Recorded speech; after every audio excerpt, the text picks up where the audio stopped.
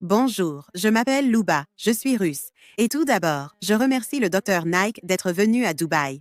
J'ai vu de nombreuses vidéos en ligne et je suis d'accord avec 80% de ce qui est écrit dans le Coran. Mais vous venez de dire que si je suis d'accord avec 80%, cela signifie que les 20% restants sont vrais. Pour moi, ces 20% restent. Je voudrais donc vous poser une question sur l'amour. J'ai l'impression que de nombreux musulmans ont peur de Dieu. Dans le christianisme, le verset le plus populaire est Jean 3,16, car Dieu a tant aimé le monde qu'il a donné son Fils unique, afin que quiconque croit en lui ne périsse pas, mais entre dans la vie éternelle. Dans le christianisme, Dieu n'appelle pas les gens une création mais un enfant. Il aime donc le monde. Comme je l'ai compris dans le Coran, si vous n'obéissez pas, je ne vous aime pas. Si vous obéissez, vous êtes accepté dans l'amour. Pouvez-vous nous faire part de vos commentaires? Ma sœur, vous avez dit que j'ai mentionné que 80% ont été prouvés comme étant corrects à 100%. Par conséquent, vous devez croire en 20%? Non. J'ai dit que 80% ont été prouvés comme étant corrects à 100% en ce qui concerne la science. Les 20% restants ne sont ni corrects ni erronés. Si, sur ces 20%, un seul verset s'avérait erroné, je commencerais à douter du Coran. Il n'y a pas un seul verset du Coran dont il est prouvé qu'il est scientifiquement incorrect. Est-ce donc clair? En tant que scientifique, en tant qu'étudiant en sciences, en tant que médecin, j'utilise la logique. Lorsque 80% sont corrects à 100%, les 20% restants, même pas 0,1%, sont erronés. C'est seulement ambigu, ni juste, ni faux. C'est une croyance logique. Je commence à croire aux 20% également. Pour en venir à votre question, à savoir que dans le Coran, les gens craignent Dieu et que dans la Bible, Dieu est amour. Vous avez cité le chapitre 3 de l'Évangile de Jean, chapitre 3, verset 16. Et vous avez dit, « Dieu a tant aimé le monde qu'il a donné son Fils unique. » Ma sœur, à quelle Bible faites-vous référence? Quelle version de la Bible citez-vous? Le niveau. NIV, Nouvelle Version Internationale. Oui, parce que dans la version King James, la citation dit que pour l'âme du monde, Dieu a donné son Fils unique. Or, l'enfant unique a été considéré comme une interpolation, une concoction. Je suis d'accord avec toi, mais pour en venir à ta question Fils unique, c'est une erreur. Jésus-Christ, paix sur lui, n'est pas le seul Fils de la Bible. Si vous lisez la Bible, vous verrez qu'Éphraïm était fils de Dieu, David était fils de Dieu, et beaucoup d'autres, guidés par l'Esprit de Dieu, étaient fils de Dieu. Il y a donc une erreur dans la Bible qui dit que Jésus est le seul Fils de Dieu. Il y a donc une erreur dans la Bible qui dit que Jésus est le seul Fils de Dieu. Jésus n'est pas le seul Fils de Dieu. Éphraïm est fils de Dieu. David est fils de Dieu. Comment pouvez-vous croire en un livre qui a des erreurs? Laissez les 20% même une seule erreur, dites-nous. Le Coran dit dans la sourate Nisa, chapitre 4, verset 82, « Ne voit-il pas que si le Coran émanait de quelqu'un d'autre qu'Allah, il y aurait eu de nombreuses contradictions. Même s'il avait une seule contradiction, j'aurais dit que ce n'est pas la parole de Dieu. Alors qu'il y a plus de 100 contradictions dans la Bible. Ma sœur, je ne suis pas venu pour faire tout ce chemin, mais il y a des contradictions. Mais pour en venir à votre question, je ne parle pas d'amour, et cela vient de la question posée par le missionnaire chrétien. Vous savez, l'islam est si dur, et le christianisme est l'amour, l'amour. Bien maintenant, ce que vous devez comprendre, c'est que même dans le Coran, à 2 endroits, il est dit qu'Allah vous aime. Si je suis d'accord avec votre citation de Jean, chapitre 3, verset 16, c'est parce que Dieu a aimé le monde qu'il a donné son Fils unique.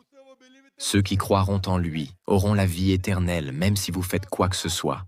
Vous irez au paradis, n'est-ce pas, ma sœur? Oui.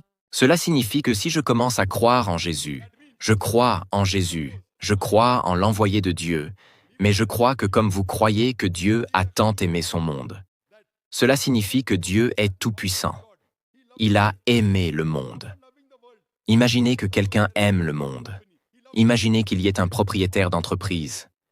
Il aime son employé et il dit à tous les employés, « Croyez en moi après que j'ai massacré mon fils. » Oui, je massacre mon fils.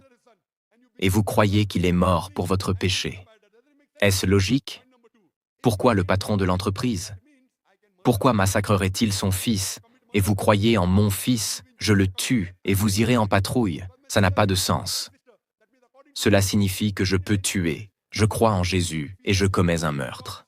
Je vais aller au paradis, je crois en Jésus et je commets un viol.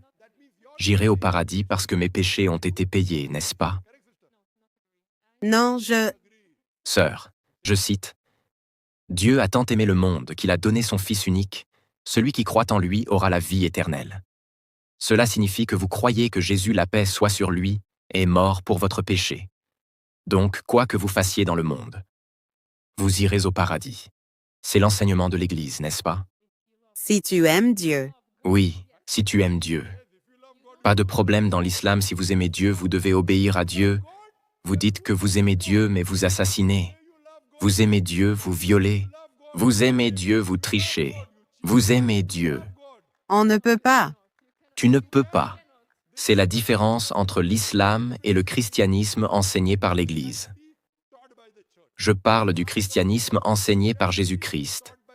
Paix sur lui. Il n'y a pas une seule déclaration sans équivoque dans toute la Bible où Jésus-Christ, paix sur lui, dit lui-même que je suis Dieu. Adorez-moi donc. Si vous pouvez me citer une seule déclaration sans équivoque dans n'importe quelle version de la Bible, Jésus-Christ, paix sur lui, dit que je suis Dieu, adorez-moi donc. Moi, Dr Zakir Naik, je suis prêt à accepter l'islam aujourd'hui. En fait, si vous lisez la Bible, dans l'Évangile de Jean, chapitre 14, verset 20, Jésus-Christ, paix soit sur lui, a dit « Mon Père est plus grand que moi ». Il est mentionné dans l'Évangile de Jean, chapitre 10, numéro verset 29, que mon Père est plus grand que tout. Il est mentionné dans l'Évangile de Matthieu, chapitre numéro 12, verset numéro 28, que j'ai chassé le diable avec le doigt de Dieu. Évangile de Matthieu, chapitre numéro 12, verset numéro 28, que j'ai chassé le diable avec le doigt de Dieu. Évangile de Jean, chapitre 5, verset le numéro 30. Je ne peux de moi-même rien faire non plus ici, je juge, et mon jugement est juste, car je ne cherche pas ma volonté, mais la volonté de mon Père. Jésus-Christ n'a jamais dit qu'il était Dieu, il n'a jamais revendiqué la divinité. Il est clairement mentionné dans le livre des Faits. C'est mentionné dans le livre des Faits, chapitre 2, verset numéro 21. Hymen d'Israël, écoutez ce Jésus de Nazareth, un homme approuvé par Dieu parmi vous, par les prodiges, les miracles et les signes que Dieu a accomplis par lui, et vous en êtes témoins. Un homme approuvé par Dieu parmi vous par des prodiges, des miracles et des signes que Dieu a fait par lui, et vous témoignez à ce sujet. Jésus-Christ, que la paix soit sur lui, n'a jamais dit qu'il était Dieu. Fils de Dieu signifie une personne pieuse. Si vous lisez la Bible, Dieu qui a eu des fils par les tonnes. Toute personne qui dit par l'Esprit de Dieu un fils de Dieu dans ce sens, Jésus-Christ est un messager de Dieu. Si vous pensez que dans ce contexte il a dit qu'il était fils de Dieu, je n'ai pas de problème, mais il n'est pas le Fils engendré. Il n'est pas Dieu tout-puissant. Il était un messager de Dieu. Il n'y a pas une seule déclaration sans équivoque dans toute la Bible où Jésus-Christ, que la paix soit avec lui, dit « Je suis Dieu, alors adorez-moi ». Où est donc la question de l'adorer? Où est la question de croire qu'il est mort pour vos péchés? Tel est l'enseignement de l'Église. Croyez-vous en la Bible ou en l'Église? La Bible, bien sûr. Alors, donne-moi un seul verset. Cite-moi un seul verset dans la Bible, sans ambiguïté, sans équivoque, où Jésus lui-même dit « Je suis Dieu », un seul, juste un. Aucune. Est-ce que tu crois que Jésus n'est pas Dieu, ma sœur? Je crois qu'il est un messager de Dieu. Mashallah, c'est bien. Est-ce que tu crois qu'il n'y a qu'un seul Dieu, ma sœur? Oui, je le crois. Très bien. Jésus, paix sur lui, a dit dans l'Évangile de Jean, chapitre 16, versets 12 à 14. J'ai encore beaucoup de choses à vous dire, mais vous ne pouvez pas les porter maintenant. Quand le Consolateur sera venu, l'Esprit de vérité, il vous conduira dans toute la vérité. Il ne parlera pas de lui-même, mais dira tout ce qu'il aura entendu. Et il me glorifiera. Ici, Jésus, paix sur lui, parle de la venue d'un autre messager. Et ce messager, selon l'islam, c'est le prophète Muhammad, paix sur lui. Ma sœur, crois-tu en Jésus, paix sur lui? Oui, je crois en lui. Il dit qu'un autre messager va venir, qui vous guidera vers toute la vérité. De qui parle-t-il? La Bible dit que c'est le Saint-Esprit. Le Coran dit que c'est Muhammad. Non, non. Parlons uniquement de la Bible pour le moment. Oublions le Coran. Tu n'y crois pas encore. Parlons de ce que la Bible dit. Regarde le verset 7, juste avant ceux que j'ai cités, Jean 16, 7. Cependant, je vous dis la vérité. Il vous est avantageux que je m'en aille. Car si je ne m'en vais pas, le Consolateur ne viendra pas à vous. Mais si je m'en vais, je vous l'enverrai. Donc, la condition pour que ce Consolateur vienne, c'est que Jésus parte. Mais le Saint-Esprit était déjà là avant que Jésus n'arrive sur terre. Il était là quand Jésus est né, il était là avec Élisabeth, il était là à la Pentecôte. Donc ça ne peut pas être lui. Alors il fait référence à qui, ma sœur? Pas de commentaire. Il est dit qu'il ne parlera pas de lui-même, mais répétera ce qu'il entendra. Quand le prophète Muhammad, paix sur lui, a reçu la révélation, il ne parlait pas de lui-même. Il récitait ce que l'ange Gabriel, paix sur lui transmettait. Donc ce passage ne parle de personne d'autre que du prophète Muhammad, paix sur lui. De plus, dans le Cantique des Cantiques, chapitre 5, verset 16, en hébreu, il est dit « Muhammadim ». Ce mot est traduit par « tout à fait charmant », mais en hébreu, c'est bien « Muhammadim ». Dans Ésaïe 29, 12, il est dit « Et si on remet le livre à celui qui ne sait pas lire, en disant « Lis ceci », il dira « Je ne sais pas lire ». C'est exactement ce qui est arrivé au prophète Muhammad, paix sur lui.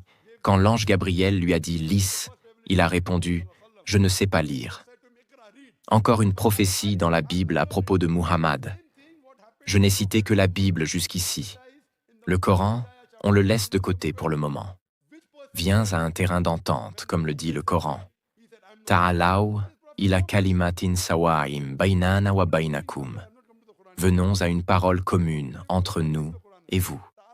Le seul prophète qui a honoré Jésus comme il se doit, c'est le prophète Muhammad, paix sur lui. Il est écrit « Il me glorifiera ». Quel prophète a glorifié Jésus? Le prophète Muhammad. Sais-tu que dans le Coran, le nom de Jésus est mentionné 25 fois? 25 fois.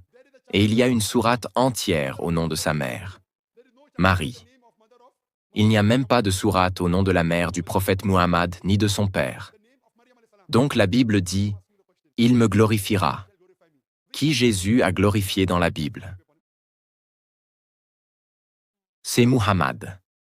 Alors pourquoi tu ne crois pas en lui, ma sœur? Si tu veux être une bonne chrétienne, tu dois suivre Jésus. Et Jésus a dit qu'un autre prophète viendrait. Donc tu ne peux pas être une vraie chrétienne sans croire en Muhammad, paix sur lui. Veux-tu être une bonne chrétienne, ma sœur? Veux-tu être une bonne chrétienne, ma sœur? Je le veux. Alors pourquoi tu ne suis pas les enseignements de Jésus? J'aime Jésus-Christ plus que toi, tu sais ça? Ma sœur, j'aime Jésus plus que toi. Parce que moi, je suis ses enseignements. Tu sais, la Bible dit que la femme doit être couverte. Dans la Bible aux Corinthiens, chapitre 7, versets 5 à 7, il est dit que la femme qui ne couvre pas sa tête, qu'on lui rase les cheveux. La Bible est plus stricte que le Coran. Nulle part dans le Coran, il n'est dit que la tête d'une femme doit être rasée. La Bible est plus stricte. Ma sœur, as-tu vu une photo de Marie, la mère de Jésus? Qui? Marie? Oui. As-tu vu une image de Marie? Moi, je ne crois pas à ces photos que les gens fabriquent. Oublie à quoi elle ressemble, mais ce qu'elle porte. Elle est plutôt couverte. Non, non. Sa tête est-elle couverte ou pas? Dans les églises, oui. Donc sa tête est couverte. C'est comme ça qu'une vraie chrétienne devrait s'habiller. La tête couverte, le corps entièrement couvert. Si tu regardes les nonnes, comment sont-elles habillées? Alors ma sœur, ma question est, pourquoi ne suis-tu pas les enseignements de Jésus? Et pourquoi ne crois-tu pas que Jésus, paix sur lui, a dit qu'un autre messager allait venir? Tu devrais y croire. Alors crois-tu au prophète Muhammad, ma sœur? Oui. Donc tu crois que c'est un messager de Dieu? Oui, je crois. Alors tu es musulmane, ma sœur. Si tu crois qu'il y a un seul Dieu, que Jésus n'est pas Dieu mais un messager de Dieu, et que Muhammad est aussi un messager de Dieu, alors tu es musulmane. Les deux conditions minimales pour entrer en islam sont de croire en un seul Dieu, de n'adorer que lui, et de croire que le prophète Muhammad est son messager. Il faut aussi croire que Jésus est un messager. Le reste vient avec le temps. D'abord l'admission, puis la maternelle, la première année, la deuxième, petit à petit. Donc si tu crois qu'il n'y a qu'un seul Dieu, que Jésus est un messager, et que Muhammad aussi, paix sur eux, alors tu es musulmane. Souhaites-tu le dire en arabe? Dire en arabe que tu crois en un seul Dieu et que Muhammad est le messager de Dieu. Oui, d'accord. D'accord, ma sœur? Quelqu'un te force-t-il à accepter l'islam? Pas du tout. Tu le fais donc de ton plein gré? De mon plein gré. D'accord. Alors répète après moi.